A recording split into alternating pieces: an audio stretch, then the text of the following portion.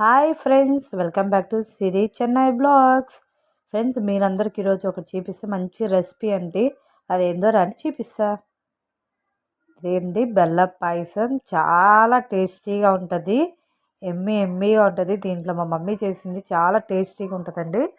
దీంట్లో వచ్చి ఈరోజు స్పెషల్ ఏంటంటే, ఫస్ట్ ఈరోజు మా చెల్లెలు బర్త్డే అండి, దానికోసంగా చేసింది.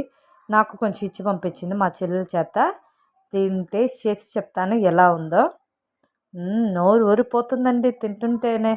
తినేసిన తర్వాత వావ్ టేస్ట్. ఇప్పుడు నాకు వీడియో చూస్తుంటేనే మళ్ళీ తినాలనిపిస్తుంది. చాలా టేస్టీగా ఉందండి. ఈజీ సింపుల్ మెథడ్, ఎక్కువగా ఏముండదు. చూడు, మా లక్కీ కూడా అదే గ్యాప్లో చూడండి టీవీ పెట్టించాము. ఆయన టీవీ చూస్తూ ఉన్నాడు, లేకపోతే డిస్టర్బ్ చేస్తూ ఉంటాడు. కానీ టేస్ట్ వైజ్ వచ్చి నెంబర్ 1గా ఉంది. మీకు ఫుల్ రెసిపీ కావాలంటే చెప్పండి, ఖచ్చితంగా అమ్మ చేసి మీ అందరు ఖచ్చితంగా నేను వీడియో పెడతాను. Thank you friends, bye.